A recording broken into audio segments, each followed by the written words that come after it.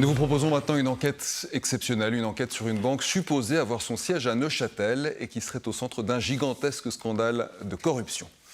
Pour la première fois, un lanceur d'alerte parle à visage découvert. Il raconte que cette banque pour laquelle il travaillait aurait aidé un milliardaire israélien à contourner des sanctions américaines. Il aurait privé la République démocratique du Congo de plus d'1 milliard de francs de revenus miniers. C'est une enquête signée Cécile Trantien.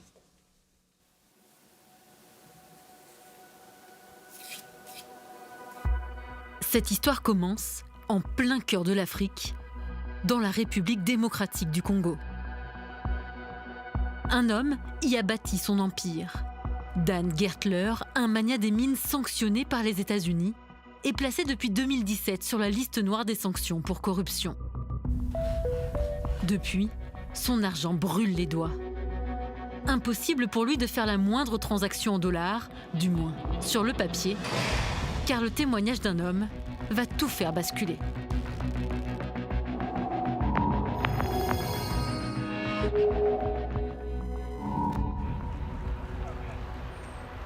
Je réponds au nom de Navi Malela. Je suis congolais. Je suis lanceur d'alerte. Cet homme risque sa vie pour nous parler.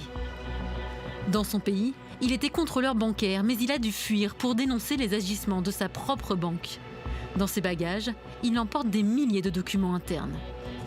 Pour sa sécurité, impossible de le filmer chez lui. Nous le retrouvons dans un bureau d'avocat parisien. Bonjour. Bonjour. Bienvenue. Merci. Comment allez-vous? Très bien, vas-y. J'ai travaillé à Freeland de 2009 à 2020 et j'ai occupé les fonctions d'informaticien au départ. Après, j'ai été nommé inspecteur, ensuite auditeur interne et finalement contrôleur permanent. Ce sont les dernières fonctions que j'ai occupées avant de partir. C'est ici qu'il travaillait, dans cette agence d'Afriland First Bank de Kinshasa. En tant qu'auditeur, il devait contrôler les opérations effectuées par sa banque, lorsque sa route a croisé par le plus grand des hasards celle de Dan Gertler. We strongly believe the copper and cobalt belongs to the people of Congo brothers and sisters. Intime de l'ancien président Kabila, l'Israélien a fait fortune dans les minerais. Cuivre, cobalt, diamants, rien ne lui échappe ou presque. En RDC, on l'accuse de spolier les ressources. Rien qu'en 2 ans, il aurait fait perdre plus d'1,36 milliard de dollars au pays selon le Trésor américain. Fin 2017, il est donc placé sous sanction. Plus aucune banque ne peut faire de transactions avec lui. Et pourtant... J'ai vu ce monsieur passer devant notre bureau. J'ai posé la question à l'autre collègue, à Grady Coco. Je lui ai dit, est-ce que tu connais ce monsieur? Il m'a dit non. Je lui ai dit, si ce monsieur commence à venir dans notre banque, on aura des sérieux problèmes.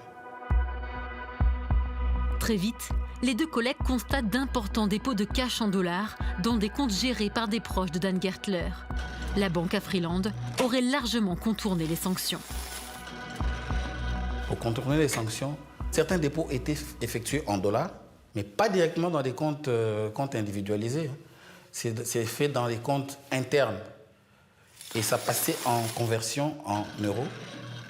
Et de là, l'argent pouvait sortir. Donc vous avez essayé d'alerter à de plusieurs reprises? À plusieurs reprises, parce qu'il y a des rapports qui ont été rédigés. Il n'y a eu aucune réaction de la direction générale. Ce qui nous a poussé à commencer à douter un peu. Donc voilà, c'est un réseau qui a été sournoisement implanté et qui a commencé à fonctionner. Contacté, Dan Gertler réfute en bloc. Je déclare catégoriquement et avec force que ces allégations sont fausses. À aucun moment, je n'ai cherché à me soustraire ou à éviter les sanctions américaines. À ce stade, il faut suivre le tourbillon de l'argent pour poursuivre l'enquête. Et cette fois, on n'a pas été déçus, car sur Internet, surprise, la banque à Freeland indique que sa holding est à Neuchâtel. Alors évidemment, on s'y est rendu pour poser quelques questions. Mais sur place, pas d'enseigne, pas de bancomat et pas la moindre trace de banque. Bonjour. Excusez-moi, je cherche la banque à Freeland, vous connaissez? Aucune idée. Aucune idée, bon bah, Non. d'accord. Ok, vous avez vu une banque ici? Non. Non? 3 étages plus haut, nous retentons notre chance auprès des employés. Bonjour, je cherche la banque Afriland. Oui, C'est bien ici Oui et non, mais attendez. Oui et non. Je vais poser ça. Pardon. Pas de souci. Oui. Je suis journaliste pour la RTS et je cherche la banque Afriland. Alors, en fait, ils sont pas là physiquement, en fait. Voilà, ils ont leur adresse ici. Vous redirigez le courrier, c'est juste ça que... Ok. Et vous avez entendu que cette banque, elle est soupçonnée d'avoir contourné les sanctions américaines, d'être liée à des scandales de corruption, etc. Non, après, voilà, non. Et on n'a pas autrement des contacts avec eux. Merci beaucoup. Bonne journée à vous.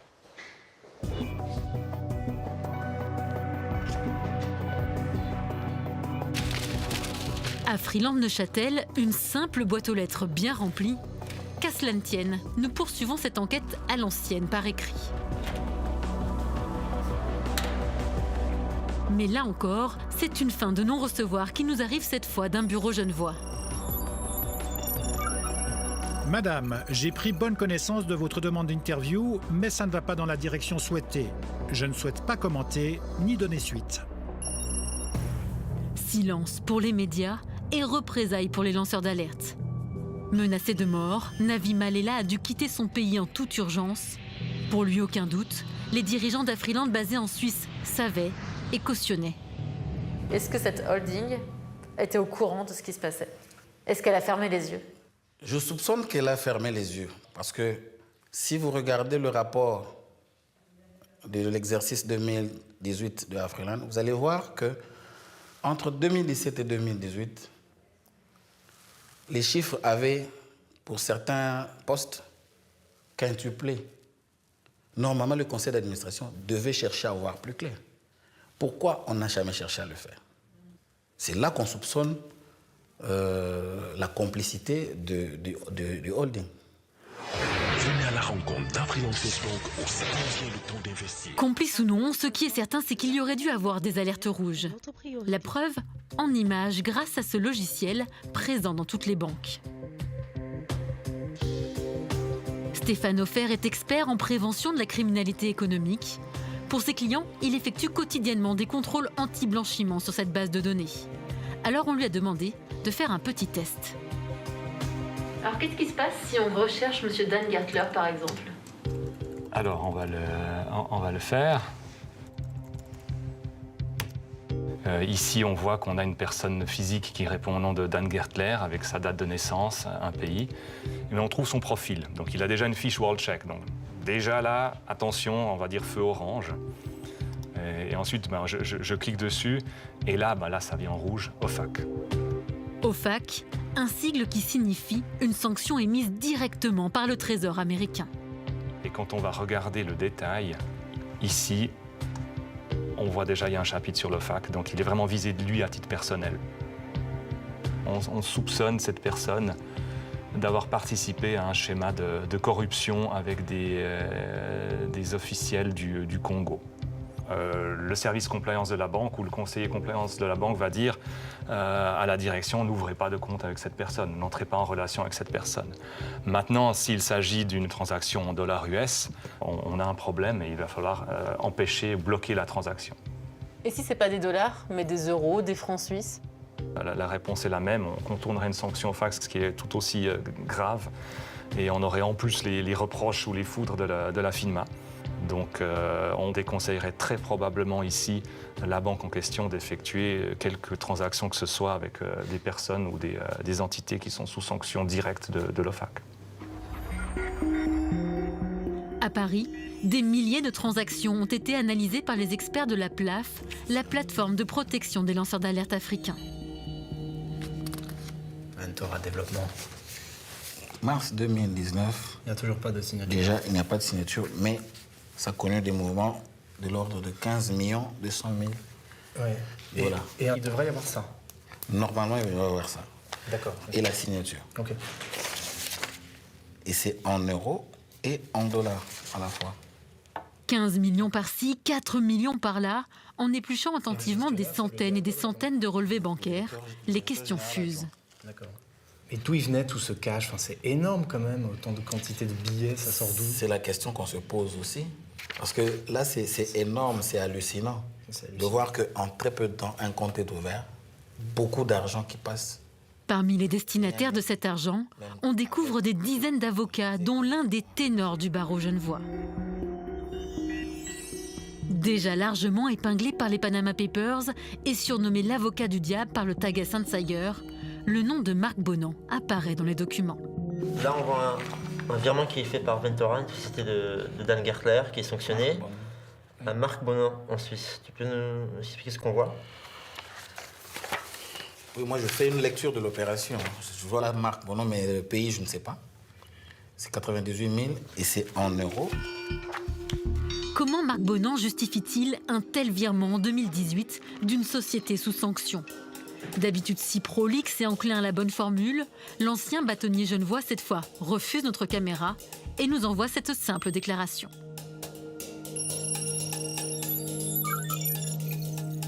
Ce que j'accomplis ou non pour le compte de M. Dan Gertler, qui est effectivement mon client, relève du secret professionnel. Je ne saurais y déroger. Aurais-je reçu de M. Dan Gertler un quelconque versement en rémunération de mes diligences? Que ce versement est légitime juridiquement et économiquement fondé. Un versement pourtant contesté et qui pose la question des honoraires des avocats. Pour son confrère Daniel Kinser, membre de l'Ordre des avocats de Genève, les règles sont claires. Par définition, l'avocat pénaliste, et surtout l'avocat pénaliste en matière de criminalité économique, est en contact avec des gens qui sont soupçonnés d'avoir mal acquis certains biens. Et il est possible aussi que ces biens servent à payer des honoraires. Cela dit, le vrai problème, c'est lorsque l'avocat sait que certains biens avec lesquels il est payé proviennent d'une infraction. À ce moment-là, il n'a pas le droit de les accepter, et s'il le fait néanmoins, il s'expose à ce qu'on les lui confisque. Par contre, le fait que ces sanctions en fac existent et qu'elles se basent sur certains faits peut être un indice parmi d'autres dont l'avocat aura à tenir compte pour savoir s'il a, oui ou non, des soupçons forts et fondés que les fonds qu'on lui propose en paiement sont d'origine délictueuse. Marc Bonan avait-il des soupçons? Difficile de le savoir. Seule certitude, ces révélations l'inquiètent. En juin dernier, le président de PLAF, William Bourdon, a vu débarquer furax le Genevois dans son bureau pour tenter de bloquer la publication de ces informations. Bon, Marc Bonan, c'est un des avocats les plus célébrés et les plus craints d'Europe. Voilà. Et les plus talentueux. Aucun doute là-dessus. Alors évidemment, il n'y a pas besoin d'être grand clerc pour comprendre que si Sa Majesté Marc Bonan se déplace jusqu'à mon cabinet, c'est qu'il a peur. Et il a raison. Il a peur de quoi à cet instant-là? Il a peur, d'abord, parce que les enjeux sont considérables pour lui, pour son client et donc pour lui. Dans ce dossier, il a perçu ses honoraires de l'abbé Pierre, donc je comprends en tous les cas qu'il est inquiet. Ça se voit, ça se sent. L'avocat parisien parle de menaces et d'intimidation. Pour lui, Maître Bonan a franchi toutes les lignes rouges dans le dossier Gertler. Mais le Genevois minimise. Je doute qu'il soit timide ou intimidable. Aurait-il mal ressenti tel propos que j'aurais pu tenir qu'il s'en serait plaint ou aurait saisi une autorité disciplinaire? Je ne sache pas qu'il l'ait fait. Un dépôt de plainte est pourtant bel et bien envisagé par William Bourdon, car pour lui, ce comportement est indigne de la profession. Marc Bonan, les uns et les autres, ils font ce qu'ils veulent. Ils ont bien le droit de défendre les plus grands salauds de la planète. Bien sûr que oui. Moi, je pense que les avocats ne sont pas des vaches sacrées du délit au-dessus de la loi. Je pense que le secret professionnel n'a pas le caractère absolu du secret de la confession. Et je pense que quand, sous l'abri du secret professionnel, on se livre à des comportements qui n'ont rien à voir avec l'exercice de la défense, oui, je pense qu'il est normal que ceux qui sont compétents pour le faire s'expriment et donnent leur avis. La bataille judiciaire autour d'Afriland ne fait donc que commencer. Navi Malela, quant à lui, ne sait pas s'il pourra revoir un jour son pays, mais il ne regrette pas d'avoir été le premier grain de sable dans l'engrenage. Je suis fier d'être ce lanceur d'alerte, d'être ce Congolais qui puisse dire non à la mise à mort de mon pays, Et s'il faut le refaire, je le referai. Pour défendre les intérêts de mon pays, je ne reculerai jamais. Un courage sans faille, alors qu'un tribunal vient de le condamner à la peine de mort dans son pays.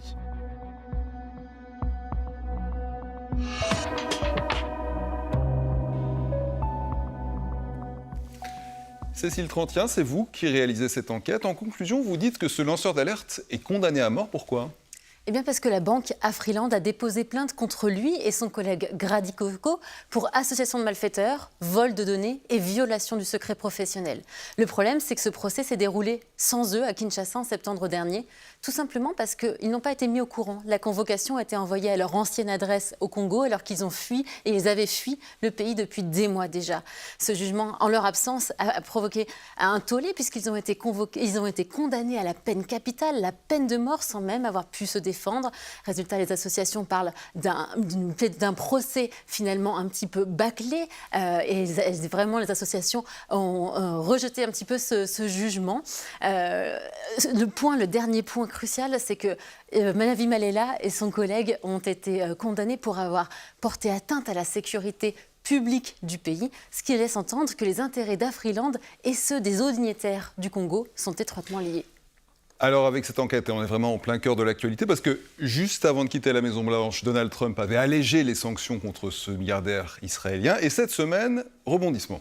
Oui, effectivement. 5 jours avant son départ de la Maison-Blanche, Donald Trump avait accordé une licence exceptionnelle d'1 an à Dan Gertler et à ses sociétés, mais ça avait provoqué un tollé aux États-Unis, levée de bouclier immédiate du camp des démocrates. Résultat, cette semaine, lundi, rétropédalage, marche arrière toute. Joe Biden a rétabli les sanctions à l'encontre de Dan Gertler avec effet immédiat, mais vous vous en doutez, les dollars, eux, n'ont pas attendu pour quitter les comptes qui avaient été bloqués. J'ai contacté l'ancien ambassadeur Charles Adams, ambassadeur américain. Pour lui, c'est un petit peu comme si on refermait les portes de l'écurie une fois que le cheval est sorti. Finalement, le mal est fait. Merci beaucoup Cécile.